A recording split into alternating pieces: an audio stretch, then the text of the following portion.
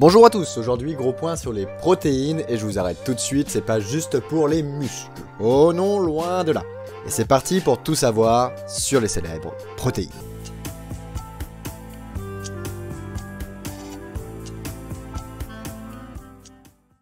Déjà, les protéines c'est l'un des 3 macronutriments essentiels à apporter à notre organisme, avec les glucides et les lipides. Et je dis bien essentiels car on ne peut pas les créer par nous-mêmes. Il faudra donc forcément les apporter par notre alimentation. D'où l'importance de mieux les connaître. Je vous apprendrai également en fin de vidéo comment analyser la qualité en protéines d'un produit pour acheter moins cher et plus malin. Bref, les protéines ont 2 grands rôles majeurs. Un rôle structural et un rôle fonctionnel. Son rôle structural ne se résume pas qu'à la composition des muscles, loin de là, vous les retrouverez dans presque toutes les structures solides de votre organisme. Certes, dans les tissus musculaires, mais aussi dans les cheveux, les ongles, les poils, la matrice osseuse, la peau, la paroi de vos organes, de vos muqueuses, de tout ce qui est solide dans votre corps. D'où l'importance d'avoir un bon apport en protéines dans votre alimentation. Ça, c'était pour son rôle structural. Mais les protéines, ça ne s'arrête pas là. Elles entrent également dans de nombreux processus fonctionnels de notre corps, comme la composition de nos enzymes digestives, de l'hémoglobine, des anticorps, des récepteurs ou encore des hormones. En gros, elles composent votre corps, les outils qu'il utilise pour vous immuniser, pour les réactions chimiques et bien sûr pour l'entretien global de vos organes et tissus. Compliqué de faire plus utile que ça. Notre corps est également capable de les utiliser en énergie si cela est nécessaire, ou si la qualité n'est pas suffisante pour pouvoir faire les autres rôles. Ce qui nous emmène à la partie qualité des protéines. Maintenant que l'on sait à quoi ça sert, il faut savoir que les protéines ce n'est pas qu'une seule molécule. Les protéines, c'est des assemblages de plusieurs petites molécules que l'on appelle des acides aminés, dont chacun a son utilité particulière. Une protéine, c'est donc un collier de perles dont les perles sont toutes différentes. Parmi ces perles, on en aura que l'on ne pourra pas créer par nous-mêmes et qu'il faudra forcément apporter par notre alimentation. C'est ce qu'on appelle les acides aminés essentiels. On en compte 9 principaux que je vous mets juste ici. Et on considère qu'une protéine est de bonne qualité quand elle nous apportera tous ces acides aminés afin que les protéines puissent être utilisées convenablement et pas juste métabolisées en énergie par manque de complémentarité en acides aminés. Donc grosso modo, tout se passe bien quand le collier est complet, mais s'il manque une ou plusieurs perles, l'utilisation sera amoindrie. Alors comment trouver toutes ces perles pour que nos protéines soient de bonne qualité? Vous allez voir, c'est pas si compliqué que ça. Pour les protéines d'origine animale, viande, poisson, œufs, produits laitiers, ou encore crustacés, on aura des profils en acides aminés complets. Donc aucun souci de ce niveau-là. L'assimilation sera correcte et l'utilisation également. Un collier de perles complet. Par contre, on peut avoir un problème avec les protéines d'origine végétale. Petit aparté pour nos amis les végétariens et végétaliens, les protéines végétales, contrairement aux protéines animales, ne sont pas complètes. Il manque des perles à leur profil d'acides aminés.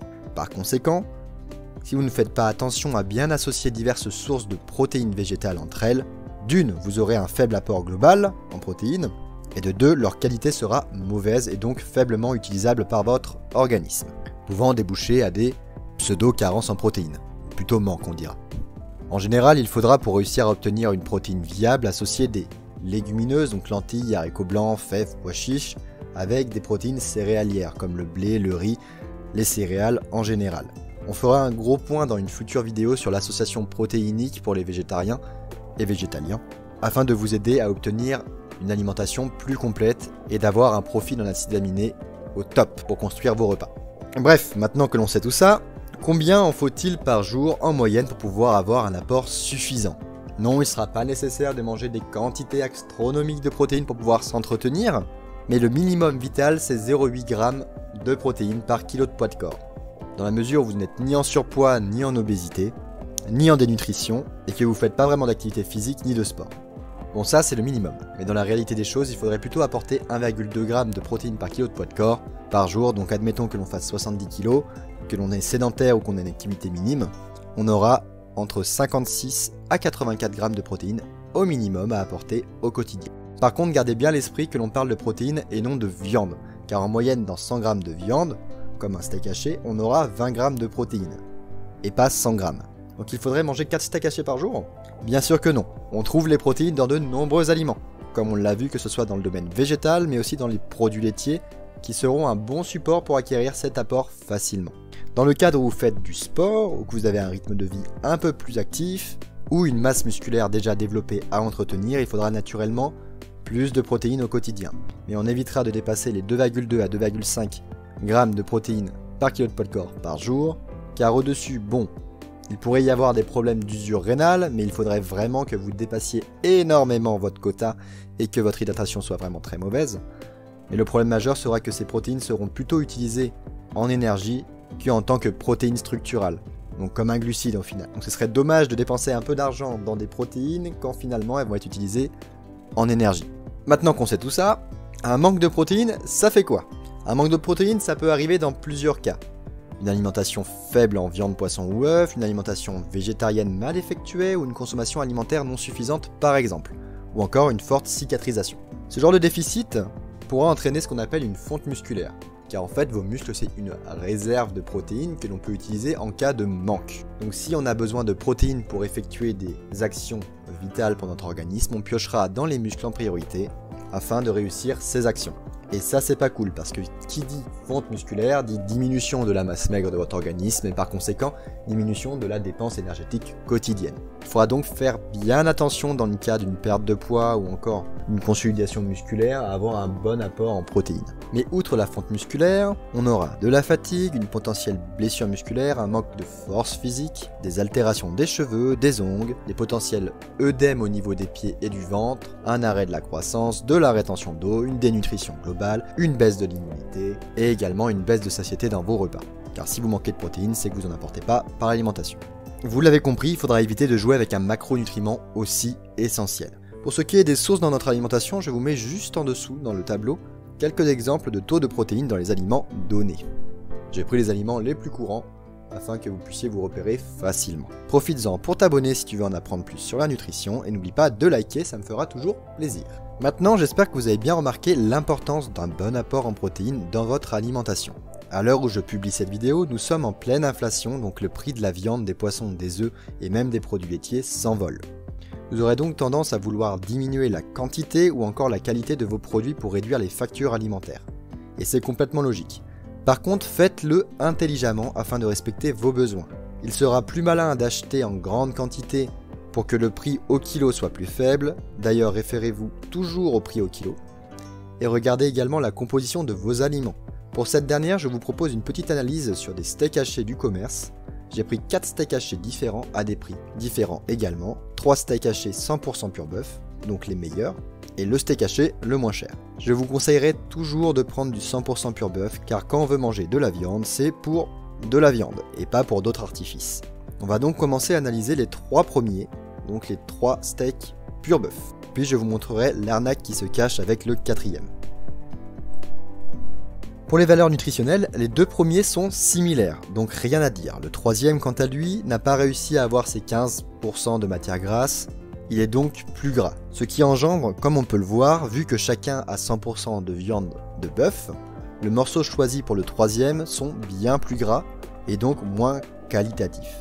Petit bémol pour notre prix bas.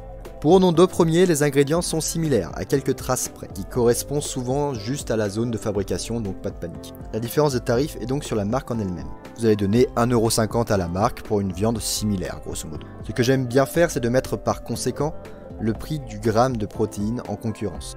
Et on peut voir donc que votre numéro 2 écrase donc la marque, ce qui semble logique. Après, les deux sont de très bonne qualité. Et si vous préférez prendre de la marque en fonction de vos moyens ou de votre confiance dans le produit, c'est tout à votre honneur, il n'y aura pas de souci de ce côté-là. Le 3e, quant à lui, n'est pas loin au niveau du prix de la protéine. Mais vu que les morceaux choisis pour la confection sont moins qualitatifs, je mets donc une petite réserve sur ce produit-là. Mais il s'agira d'un produit de première nécessité si votre budget est vraiment ric-rac. Mais s'il y a un groupe alimentaire dans vos courses où il ne faut pas faire d'économie, c'est bien dans la qualité de vos produits animaux et surtout des viandes. Maintenant, regardons ce qu'il se cache dans un steak haché bas prix, non 100% pur bœuf. Déjà, vous pouvez le voir qu'il est bien moins riche en protéines et que l'on a même des glucides à l'intérieur. Le taux de sel est 4 fois supérieur à ses confrères. Et par contre, regardez bien la liste des ingrédients, on n'aura que 47% de viande seulement et 26% de graisse de soja, de l'eau et même des graisses de bœuf. Ça doit vous alerter. On aura donc un faible apport en viande et une viande de mauvaise qualité, que l'on essaye de compenser en rajoutant des protéines de soja dans la composition pour que l'apport en protéines ne soit pas non plus trop bas.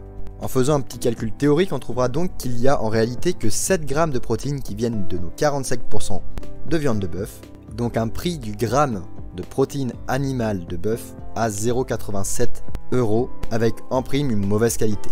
Résultat, un produit faible en protéines qui vous coûtera moins cher à l'achat mais qui en réalité vous coûtera bien plus cher si on parle de qualité nutritionnelle.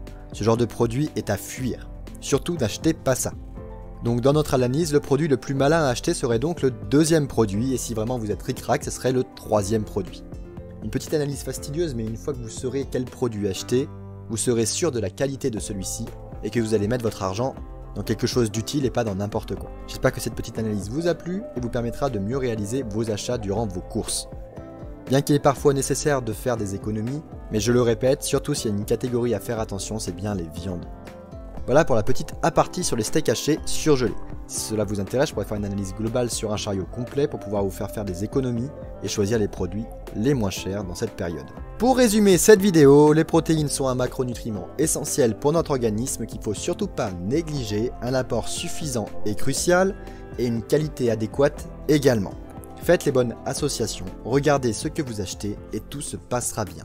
Sur ce, mange bien, bouge bien, dors bien, tchuss!